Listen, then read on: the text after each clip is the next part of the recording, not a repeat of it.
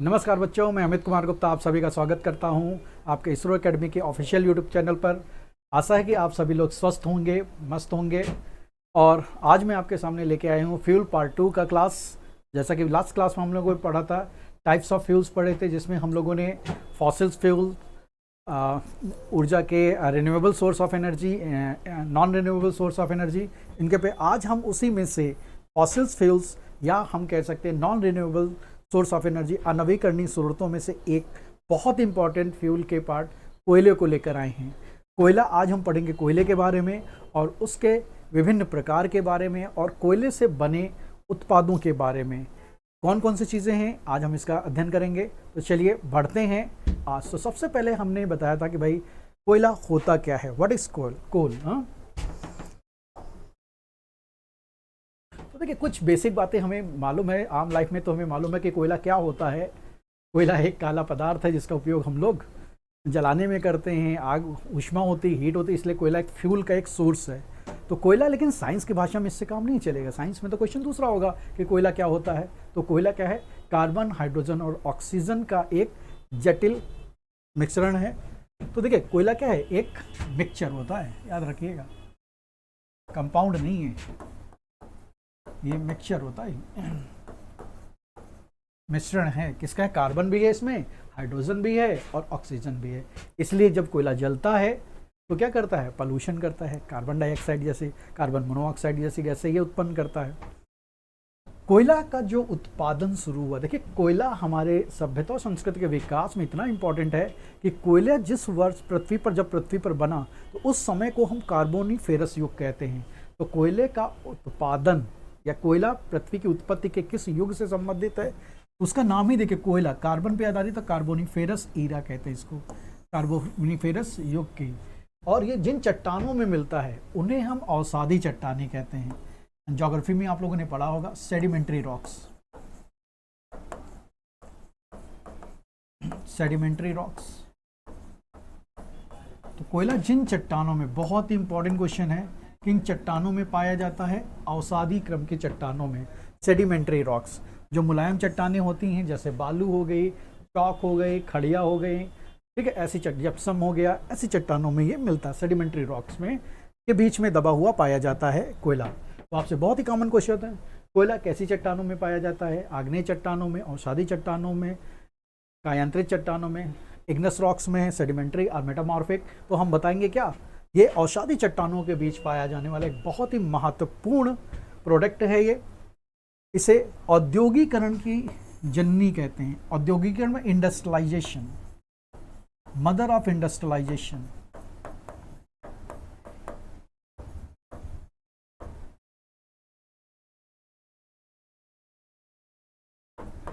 तो इसे औद्योगिक, मतलब कहने का मतलब है, इंग्लैंड में औद्योगिकीकरण की शुरुआत हुई थी। इंडस्ट्रियलाइजेशन सबसे पहले 1770 के 18वीं शताब्दी में, 18वीं शताब्दी में इंग्लैंड में शुरू हुआ। जब वहाँ पर क्या हुआ, आपने पढ़ा होगा कि विश्व में अनेक उद्योगों की शुरुआत कहाँ हुई? इंग्लैंड में हुई। तो इंडस्ट्रियलाइजेशन की शुरुआत, तो इंग्लैंड में जो फ्यूल डाला गया, मतलब फैक्ट्रियों में जो फ्यूल जलाया गया, वो कोयला था, इसलिए उद्योगों की जननी कहते हैं। और कोयला कार्बन किससे बना? मैंने कहा ना, कार्बन, हाइड्रोजन और ऑक्सीजन होते हैं। तो कोयला कार्बन का एक अनाकार एमॉर्फस, बहुत इंपॉर्टेंट क्वेश्चन, ध्यान रखिएगा, रूप होता है। एमॉर्फस फॉर्म मीन्स इसकी एक निश्चित संरचना नहीं होती, इसका क्रिस्टलाइजेशन स्ट्रक्चर नहीं होता। जैसे डायमंड है, क्या है? डायमंड का क्रिस्टल स्ट्रक्चर होता है, ग्रेफाइट का क्रिस्टल स्ट्रक्चर, लेकिन कोयले का कोई भी ऐसा स्ट्रक्चर नहीं होता, एमॉर्फस होता है। तोड़ेंगे तो आसानी से टूट जाएगा, ठीक है। तो अनाकार, एमॉर्फस फॉर्म ऑफ कार्बन होता है ये, ठीक है। इसे ब्लैक डायमंड के नाम से जाना जाता है। एक मेटाफर होता है कि भाई ब्लैक डायमंड के नाम से कौन जाना जाता है? तो हम कहेंगे कोयला। कोयला को हम ब्लैक डायमंड कहते हैं, ठीक है। तो इसी बात को हम लोग इंग्लिश में देख लेंगे। Complex organic mixture of carbon, hydrogen and oxygen. तो एक जटिल मिश्रण है, परेशान करो, ठीक है। It mainly occurs in sedimentary rocks of carboniferous age. अभी मैंने बताया सेडिमेंट्री रॉक्स में मिलता है। It is known as a mother of industrialization. इसे औद्योगिकरण की जननी कहते हैं। और it is amorphous form of carbon, means इसका कोई निश्चित फिक्स स्ट्रक्चर नहीं होता। It is known as a black diamond, तो इसे हम क्या कहते हैं, काला हीरा। तो काला हीरा या ब्लैक डायमंड के नाम से कौन फेमस है, तो कोयला है। ठीक है,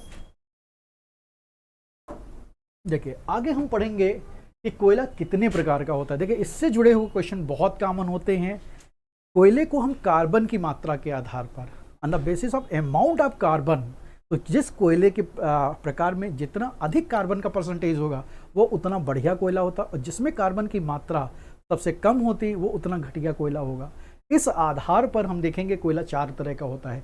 कौन कौन सा होता है, तो एक हमने नाम देखा, उसकी कुछ विशेषताएं नेचर देखेंगे, और शायद ये कलर आपके लिए हल्का हो रहा होगा तो मैं थोड़ा सा पेन चेंज कर लेता हूं। चलिए ठीक है, तो इसका नेम, नेचर, कार्बन का प्रतिशत, ध्यान रखिएगा ये एग्जैक्ट तो नहीं क्वेश्चन आते हैं कि कितने प्रतिशत, लेकिन मोटे मोटे तौर पर हम याद रखेंगे। हाँ, मैक्सिमम किसमें है, मिनिमम किसमें, क्योंकि इसी के बेस पे presence of amount of carbon की मात्रा के आधार पर ही हम कोयले को क्लासिफाई करते हैं, उसके प्रकारों में बांटते हैं। और जितना अधिक कार्बन होगा उसमें उतनी ही अधिक हीट वैल्यू होगी, मतलब उतनी ही अधिक उसमें ऊष्मीय मान होगा। का ऊष्मीय मान तो पिछली क्लास में मैंने बताया था, ऊष्मीय मान क्या होता है। ठीक है, तो इसका बिल्कुल उत्तर देखेंगे कि ऊष्मीय मान क्या होता है, कैलोरिक वैल्यू होती है, किस फ्यूल की कैलोरिक वैल्यू कितनी ज़्यादा होती है, सॉलिड, लिक्विड, गैस। तो ये सारी बातें मैंने प्रीवियस क्लास में डिस्कस की हैं, तो जिन लोगों ने नहीं पढ़ा उसको देख लीजिएगा। तो सबसे पहले हम लोग देखेंगे एंथ्रासाइट। एंथ्रासाइट, बिटुमिनस,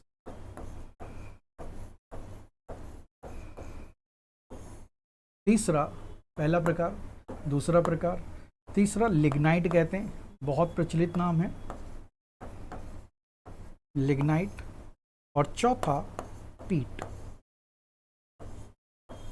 तो ये 4 प्रकार के कोयले होते हैं, एंथ्रासाइट, बिटुमिनस, लिग्नाइट, पीट। हमसे क्वेश्चन पूछा था कि सबसे बढ़िया कौन है, तो देखिए जिसमें जितनी अच्छी मात्रा होती है कार्बन की, तो 90 से 95%, ऊपर प्रतिशत का निशान है, तो सबसे अच्छा 90 से 95%, 75 से 80%, 60 से 70% और 50 से 55%। तो बेस्ट क्वालिटी कौन है, सबसे उत्तम कोयला, बेस्ट क्वालिटी कौन होगा, और सबसे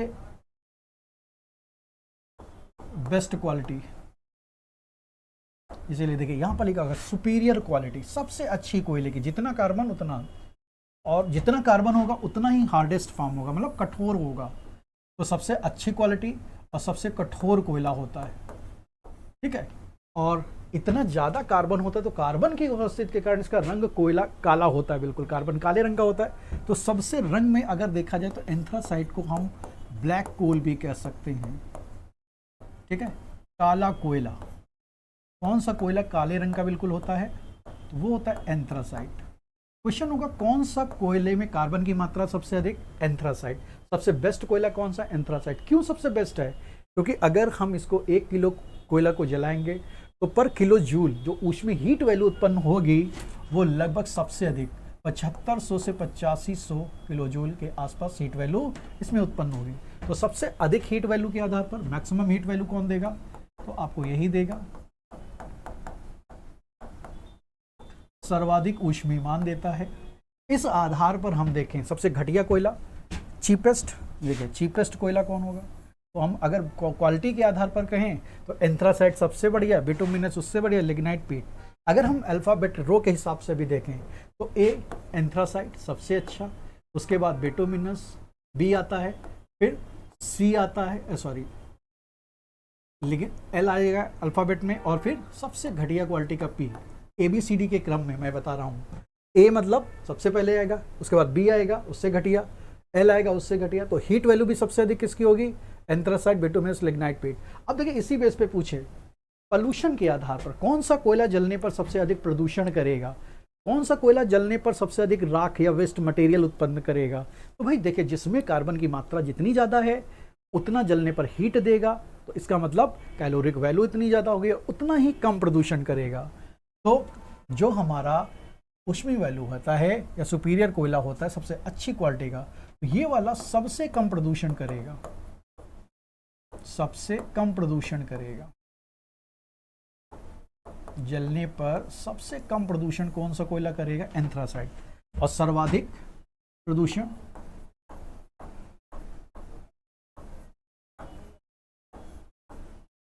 तो सबसे अधिक प्रदूषण कौन करेगा? जो सबसे घटिया होगा, चीपेस्ट होगा, घटिया कोयला। ठीक है, अब देखिए कार्बन जितना ज्यादा मात्रा के उसी अनुसार इनके कलर भी, तो ये मैंने इसको बताया था काला कोयला। बिटुमिनस कोयला, देखिए जो बिटुमिनस कोयला होता है ये तो सबसे हार्ड, लेकिन उससे कम कठोर होता है, हार्डर फॉर्म, कम कठोर होता है। स्मोकी एंड फ्लेमेबल, देखिए ये धुआं भी निकलता है लेकिन जलता भी है साथ में। डोमेस्टिक कोयला, इसे घरेलू कोयला कहते हैं, घरों में इसका ज़्यादातर उपयोग किया जाता है।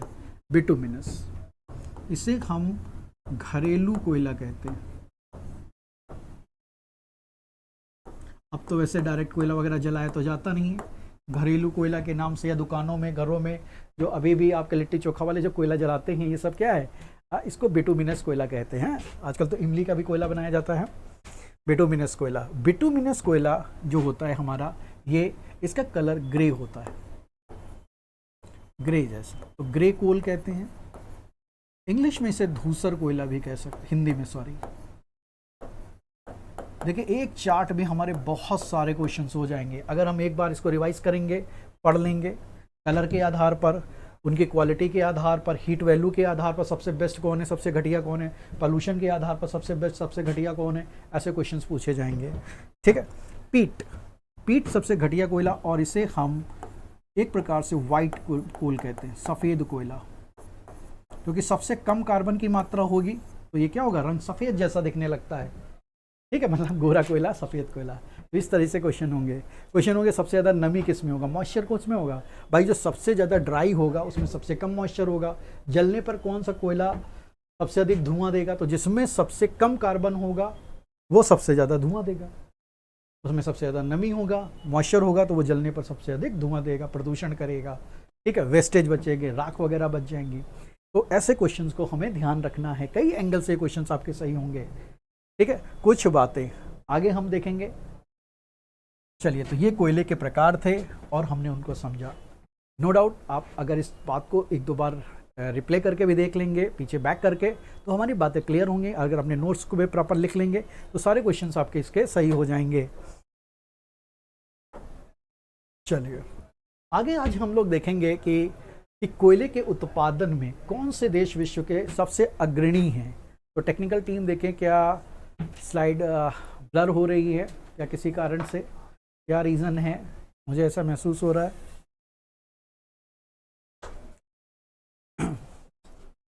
तो हम लोग बात कर रहे थे कि कौन से देश कोयले के प्रोडक्शन में अग्रणी हैं।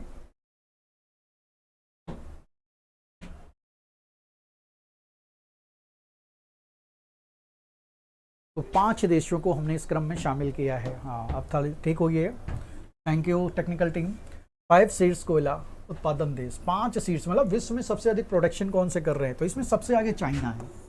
ध्यान रखिएगा, चीन कोयले के उत्पादन में सबसे आगे है और इस स्थान पर भारत द्वितीय स्थान पर है। तो second leading producer in the world. कम से कम 3 आप याद रखिएगा, तीसरे पे जरूर ध्यान रखिएगा। इंडोनेशिया आगे आया, पहले यहाँ पर यूएस था, तो तीसरे नंबर पर कोल प्रोडक्शन में कौन सा देश आ गया है? इंडोनेशिया। पहला कौन है? चीन, दूसरा कौन है? भारत, तीसरा इंडोनेशिया, चौथा यूएस, अमेरिका, यूएसए, अमेरिका जिसको हम लोग कहते हैं यूनाइटेड स्टेट्स ऑफ अमेरिका, ठीक है, और ऑस्ट्रेलिया। सॉरी, क्रम गलत, 3, ये 4 होना चाहिए था, मे भी थोड़ी सी मिस्टेक है, 4, 5। ठीक है बच्चों, तो ये ध्यान रखिएगा, ये 5 देश, 5 leading producer coal producing countries, 5 शीर्ष कोयला उत्पादक देश कौन से हैं? तो सबसे आगे चाइना है, दूसरे नंबर पर इंडिया है, तीसरे नंबर पर इंडोनेशिया हो चुका है, और चौथे नंबर पर अमेरिका, और 5वां ऑस्ट्रेलिया। ठीक है, तो चलिए हम आगे बढ़ते हैं। देखिए, कोयले से जुड़े हुए कुछ प्रमुख बातें, हम अक्सर नाम सुनते, भाई कोई कंपनी भी तो होती होंगी, कोल इंडिया लिमिटेड। कोल इंडिया लिमिटेड को मैं इसलिए बता रहा हूँ क्योंकि ये भारत की कंपनी है, कोयला उत्पादन का काम करती है, लेकिन आज ये विश्व में सबसे बड़ी कोयला प्रोड्यूसिंग कंपनी बन गई, इसलिए मैं बता रहा हूँ आपको 2020 के बाद से। तो Coal India Limited world's largest coal producing company on and from 1 February 2020। तो 2020 के बाद विश्व की सबसे बड़ी कंपनी बन चुकी है कोल इंडिया लिमिटेड, दुनिया की सबसे बड़ी कंपनी। और दूसरी भारत को गर्व करने की बात है कि भारत में ही कोयला भंडार और इसके उत्पादन में, भारत की दृष्टि में अगर हम देखें कौन सा स्टेट कोयले के उत्पादन में सबसे आगे है भंडारण में, तो है झारखंड। ठीक है, इसकी पहली रैंक है। झरिया भारत की सबसे बड़ी कोयले की खान है, झारखंड में एक जगह है झरिया। अभी मैं बताऊंगा बहुत सारी कोयला की इंपॉर्टेंट जो माइंस हैं भारत में, कोल माइंस, क्योंकि एग्जाम में आ जाता है कौन सी खान कौन से राज्य में। इसमें वैसे मैंने बहुत सारी खानें बताई हैं, माइंस को बताया, लेकिन मैं बताऊंगा यहाँ पर उनको जितना मैं टिक कर दूँ इंपॉर्टेंट वो एग्जाम में आएगा। ठीक है, आ जाते हैं।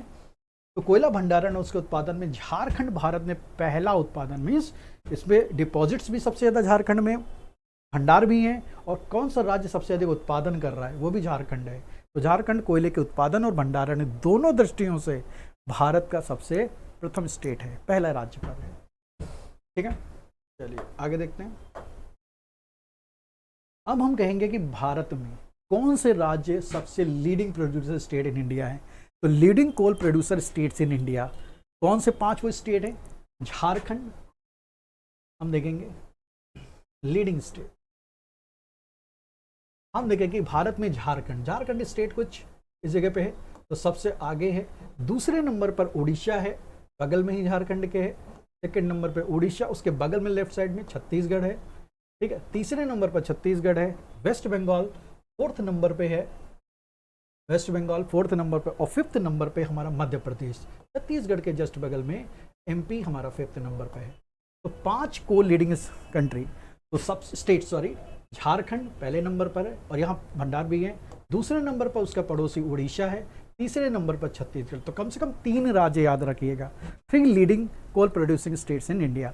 तो कोयले के उत्पादन में झारखंड, उड़ीसा और छत्तीसगढ़, चौथे नंबर पर वेस्ट बंगाल, और 5वें नंबर पर हम बताएंगे मध्य प्रदेश। ठीक है, तो मैंने मैप जैसा भी बना दिया। तो पहला झारखंड, दूसरा उड़ीसा, तीसरा छत्तीसगढ़, चौथा वेस्ट बंगाल, 5वां कौन से हैं? मध्य प्रदेश। ठीक है, तो चलिए ये 5 leading coal producer states in India हैं। चलिए देखिए, अभी मैंने कहा था केवल कोल प्रोड्यूसिंग स्टेट ही हमें नहीं याद रखने हैं, कुछ इंपॉर्टेंट कोल माइंस को भी याद रखना है। ठीक है, इंपॉर्टेंट कोल माइंस को देखेंगे। ये कोल माइंस अलग अलग स्टेट्स में, नाम तो मैंने बहुत सारे बताए हैं, लेकिन उनमें से हमें जो मैं टिक कर दूं वो नाम काफ़ी इंपॉर्टेंट है, एग्जाम में पूछे गए, रिपीट होने। देखते हैं जैसे स्टेट और कोल माइंस। तो कोयला की खान हिंदी में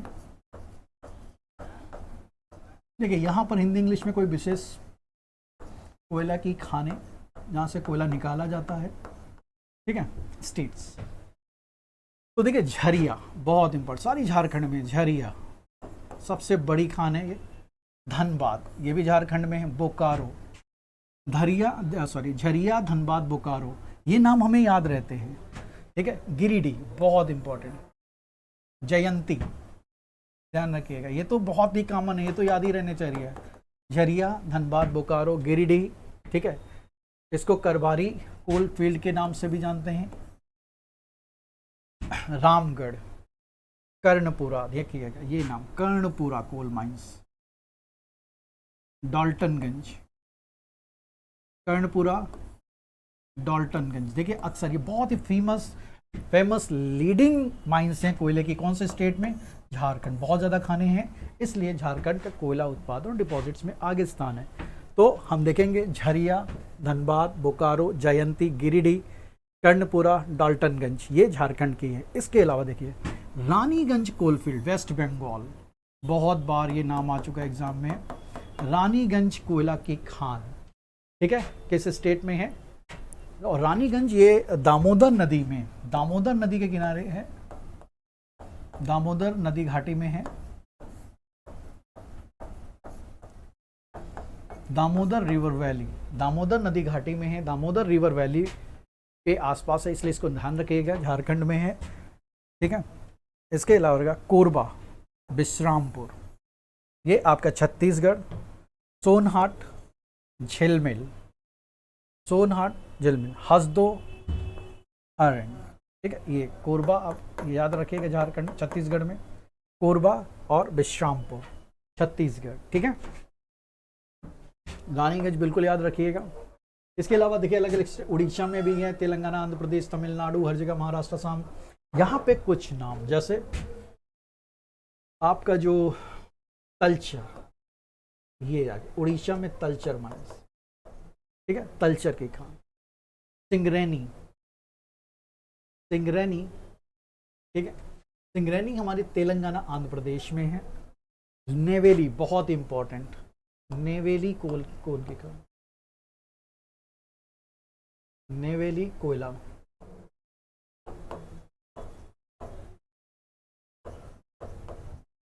कोल माइंस, ठीक है, ये तमिलनाडु में बहुत इंपॉर्टेंट। भारत में लिग्नाइट कोयला कहां से निकाला जाता है? लिग्नाइट,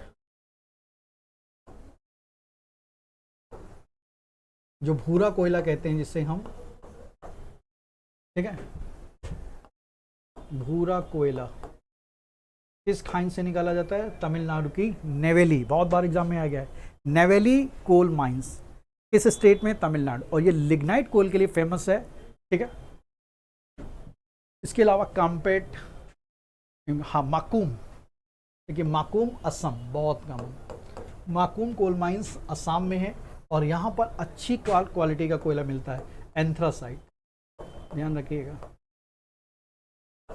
एंथ्रासाइट कोल सबसे अच्छी क्वालिटी का। देखिए भारत में एंथ्रासाइट दो ही जगह, कुछ कश्मीर में मिल जाता है, थोड़ा सा असम माकूम घाटी में आपको, ठीक है।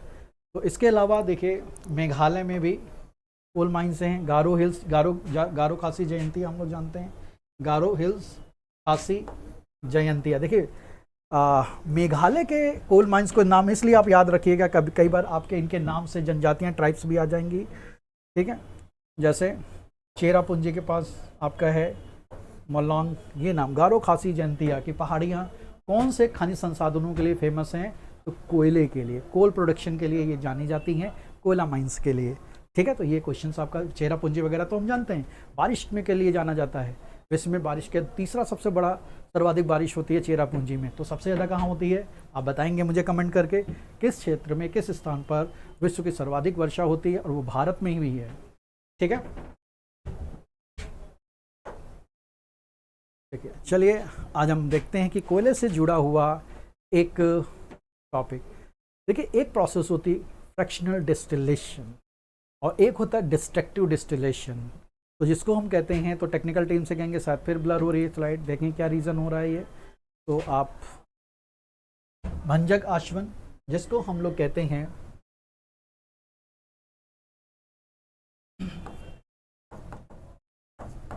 Destructive distillation.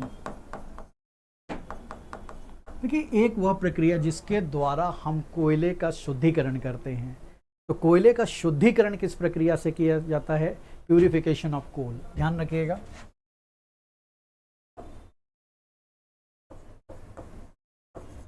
कोयले के शुद्धिकरण की प्रक्रिया,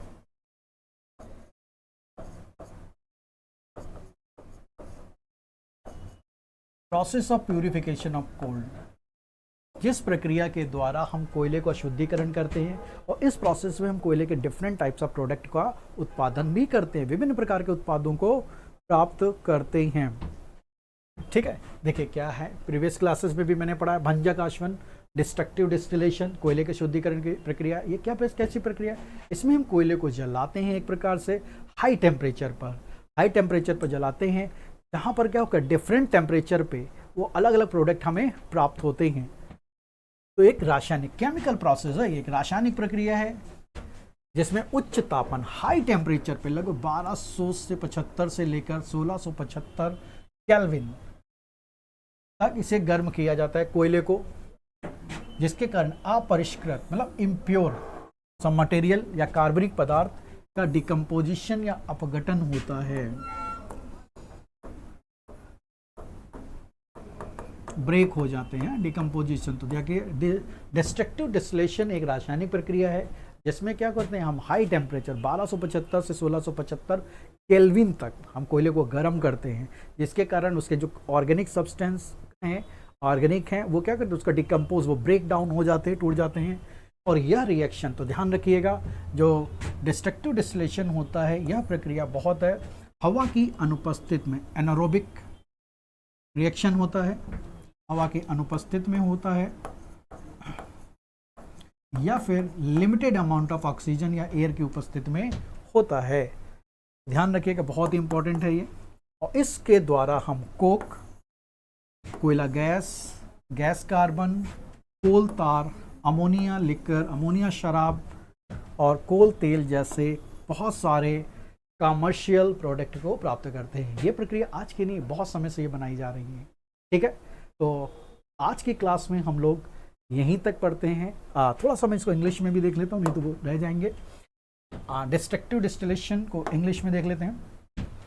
तो it is a chemical process in which decomposition of unprocessed material, organic material is achieved by heating it as a high temperature, high temperature 1275 to 1675 Kelvin. This process occur in the absence of air. Technically इसे हम लोग कहेंगे anaerobic reaction,